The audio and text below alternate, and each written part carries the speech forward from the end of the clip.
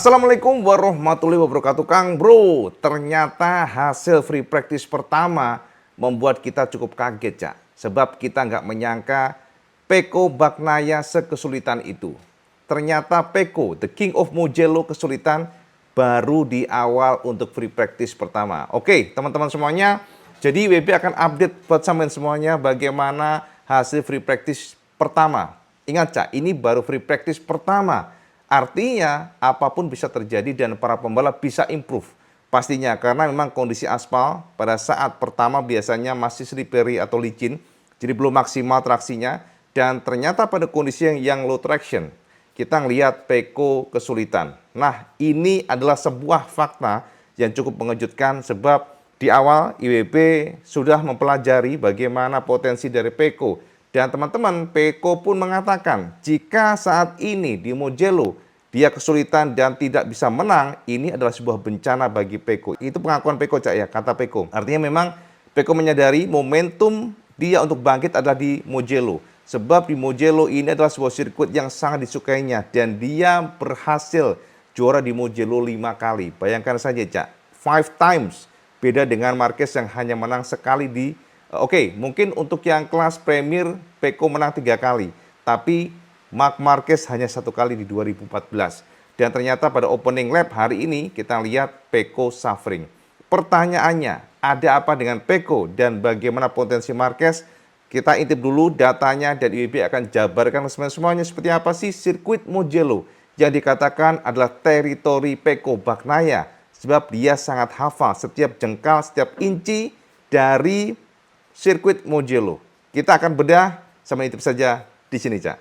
Nah, Kang Bro, ini adalah data telemetri. Jadi sebelum kita melangkah ke lebih dalam lagi, perkenankan IWB untuk menyodori sampai semuanya tentang bagaimana layout dari Mugello. Sebuah sirkuit yang memiliki panjang luar biasa untuk straightnya mencapai 1,141 km, Cak, ya. Jadi ini adalah sebuah sirkuit yang memiliki lintasan lurus paling panjang di MotoGP. Makanya jangan kaget untuk record top speed terbaik tembus di angka 366 km per jam, ya. Jadi 366,1 km per jam kalau nggak salah demikian ditorehkan oleh Brad Binder dengan KTM RC16-nya. Jadi ini adalah sebuah sirkuit yang tentunya memang dibutuhkan motor dengan power besar. Jadi teman-teman jangan kaget kalau kita lihat pabrikan Jepang rata-rata suffering di Mugello ini. Untuk sekarang ya, di masa lalu mungkin memang perkasa. Tapi untuk sekarang kita lihat dengan makin luar biasanya performa tim Eropa, maka rata-rata pabrikan Jepang kesulitan. Nah, teman-teman semuanya, ini adalah layout sirkuit Mugello yang IWB dapatkan dari data telemetri Yamaha Racing di 2015. Ingat, Cak, ini adalah data telemetri di 2015, di mana saat itu teman-teman semuanya tentunya performa dan horsepower tidak sekuat sekarang. Makanya jangan kaget kalau untuk data ini stride-nya hanya mencapai 334,1 km per jam. Itu adalah data 10 tahun lalu, ya. Jadi hampir 1 dekade. Dan teman-teman, kita nggak akan melihat dari speed ini, tapi IWB ingin menyodorkan ke semuanya bagaimana layout Mugello ini yang sebenarnya secara teknis memang tidaklah bagus buat Marquez. Karena kenapa? Sebab Marquez sangat kuat pada left-hander, jadi belokan ke kiri. Tapi untuk Mugello itu enggak, Cak. Jadi Mugello memiliki belokan yang banyak ke kanan, Cak. Dengan total mencapai 15 tikungan jika kita kalkulasi, akan tetapi komposisi belok ke kanan mencapai 9 kali dan itu tidak disukai Marc Marquez. Makanya jangan heran dan jangan kaget kalau Marc secara kalkulasi prestasi kita katakan memang tidak cemerlang di Mugello. Karena Marc terakhir menang di Mugello itu tahun 2014. Jadi sangat lama, ya, jadi hampir sekitar kita katakan 11 tahun yang lalu. Akan tetapi teman-teman, itu adalah masa lalu ketika menggunakan Honda. Nah, teman-teman, kita akan coba lihat dari sini, Cak. Yang pertama, ini adalah indikator, ya. Ada gambar di sini, ya, warna orange, merah, kemudian ada biru, itu adalah indikator gear. Jadi teman-teman jangan kaget kalau pembalap MotoGP selalu menggunakan setiap gearnya itu dikalkulasi karena ada sensor, ada data telemetri. Jadi kita lihat di sini, ya, gear 1, kemudian 2 warna biru, 3 biru gelap, kemudian 4 warnanya pink, 5 gear 5 maksudnya adalah merah dan 6 adalah gear 6 ya. Jadi memang final gearnya orange teman-teman semuanya. Nah, pada saat start Cak, di Mugello pembalap akan langsung nge-push ya dan bisa menggunakan gear 6.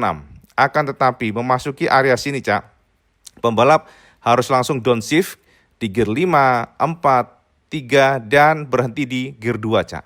Nah, untuk gearnya masih sama ya. Jika kita kalkulasi gear atau gigi ya, transmisinya posisinya tetap sama, tapi dipercaya speednya itu tambah sekitar 20 hingga 30 km per jam. Jadi pada saat belok ke kanan Cak, ini adalah salah satu indikator bahwa para pembalap menggunakan gear 2 dari sini Cak untuk Mugello ya. Teman-teman bisa lihat di sini. Jadi gear 2. Nah, gear 2 terus ke kanan, kemudian belok lagi ya, dari kanan belok lagi ke kiri dikit, lalu belok kanan. Dan teman-teman pada saat memasuki tikungan sini, jadi keluar atau exit the corner, maka akan menggunakan gear 3. Jadi pembalap menggunakan gear 3, masuk gigi, langsung downshift lagi, masuk gigi 2, kemudian belok ke kiri, belok lagi ke kanan. Jadi memang flowing ya teman-teman, untuk sirkuit Mugello ini flowing. Makanya jangan kaget kalau Aprilia dan juga KTM sangat kuat, very strong di sini. Sebab kekuatan dari mereka adalah cornering speed, sementara kekuatan Ducati adalah hard braking dan exit the corner. Jadi pengereman keras, kemudian keluar tikungan dengan traksi yang melimpah belakang, itu adalah kekuatan dari Ducati. Akan tetapi dengan mode flowing seperti ini, kekuatan Ducati tersebut tidak bisa dioptimalkan. Oke, kita lanjut ya. Dari sini belok ke kiri ya, flowing. Ke kanan lagi, langsung nge-push lagi rider. Menggunakan gigi 3, geber lagi ya. Jadi memang ini variatif ya saya. Gigi 3 rata-rata dari sini. Jadi memang jika kita lihat komposisi gearnya rata-rata gigi 2, 3 yang digeber oleh mereka. Dan kecepatan 150 ya. Sekarang mungkin 180-an. Di sini 130-an. Kemudian masuk lagi tikungan kanan, nge-push lagi, kemudian belok kanan lagi dengan giginya tetap dipanteng di gear 3 Cak. Jadi memang ini gear 3, mainnya di gear 3 semuanya. Dari sini pembalap langsung braking dengan menggunakan gigi 2. Jadi flowing lagi ke kanan lagi, ke kiri dikit, ngegas lagi, masuk gigi 3, kurangi lagi gigi, downshift ke 2, belok lagi ke kanan Cak. Lalu langsung exit the corner dengan gigi 3, langsung nge-push lagi. Dan disinilah pembalap bisa menggunakan gear 4. Dan teman-teman dipercaya pada speed ini sekitar 280-an untuk motor sekarang. Masuk lagi ke gigi 3 ya, jadi downshift karena akan braking. Dan di sini agak tight ya, jadi memang agak speed. Pembalap belok kiri, teman-teman, belok kiri sini ya. Sekitar 150-an dipercaya selalu ya. Kalau kita lihat di sini pembalap menggunakan gear 2, lalu menggunakan gigi 3 dan disinilah pembalap langsung nge-push. Jadi teman-teman, kunci dari para tim ataupun rider, mereka harus menggunakan traksi yang melimpah. Jadi siapa yang mampu melakukan tugasnya dengan baik untuk exit the corner, menggunakan rear traction, itu akan diuntungkan. Akan tetapi memang horsepower menjadi kunci utama untuk melibas straight dari Mugello yang memang sangat-sangat panjang ini, mencapai 1,141 km. Jadi kalau kita lihat di sini langsung masuk ke gigi 3, 4, lalu 5, dan di sini masuk ke gear 6, lalu downshift lagi ya. Jadi kira-kira demikian Kang Mas ya, bagaimana kepastian dari Mugello yang memang flowing. Betul-betul kita lihat flowing. Di sini ada hard braking dikit, langsung setelah itu flowing seperti ini modelnya. Itulah kenapa Cak, kita lihat memang secara kalkulasi apapun itu sebenarnya Aprilia punya potensi, KTM punya potensi, Ducati juga punya potensi. Sebenarnya Honda harusnya punya potensi Cak. Tapi kita lihat Zarco suffering. Nah teman-teman, kita intip hasil hari ini seperti apa teman-teman. Kita intip Cak. Jadi hari ini Kang Mas dipastikan Marco Bezzecchi menjadi pembalap terkencang pada free practice pertama. Ingat Cak, ini masih free practice pertama dan harusnya para pembalap akan improve dan improve. Karena dengan kondisi aspal yang cenderung slippery atau licin karena masih pembukaan, maka untuk timingnya tidak bisa dipush secara maksimal. Dan terbukti Cak, untuk lap time 1 menit 46 199, ini adalah lap time yang sebenarnya kalah dibandingkan dengan tahun sebelumnya. Kita lihat rekornya tahun sebelumnya sudah mencapai 1 menit 45,7 detik ya Cak ya. Nah, kedua adalah Pedro Acosta dan ketiga Binder. Ini mengkonfirmasi analisa kita pada saat tadi kita melihat dari simulasi untuk sirkuit Mugello-nya ya Cak ya. Dan kemudian keempat Marc Marquez. Jadi teman-teman, Marquez menjadi pembalap Ducati terbaik di Mugello. Ini betul-betul menjadi tamparan keras, Cak. Sebab kita lihat bagaimana Pecco yang suffering kesulitan di awal. Kita akan bahas nantinya. Dan kelima, Fabio Di Antonio menjadi penegas bagaimana performa GP25 yang very good di sini, Cak. Dan keenam, Fabio Quartararo menjadi penegas bagaimana agility atau kelincahan motor M1 yang memang di atas rata-rata. Kalau kita lihat dari masa lalu ya Cak ya, bagaimana Quartararo yang sangat kuat pada saat melibas track yang flowing. Dan ini ditunjukkan kembali oleh Yamaha, di mana Yamaha hanya lebih lambat 0,416 detik dibandingkan dengan Bezzecchi. Dan ketujuh adalah Viñales, ke-8 Pecco Bagnaia yang suffering. Sekali lagi Pecco suffering Cak. Namun jangan berkecil hati teman-teman yang fansnya Pecco. Pastinya Pecco akan mencari settingan-settingan yang terbaiknya. Dan juga ternyata Alex Marquez kesulitan juga, hanya mampu nangkring di posisi terkencang 9. Sementara Zarco menjadi pembalap Honda terbaik dengan posisi 10 terkencang.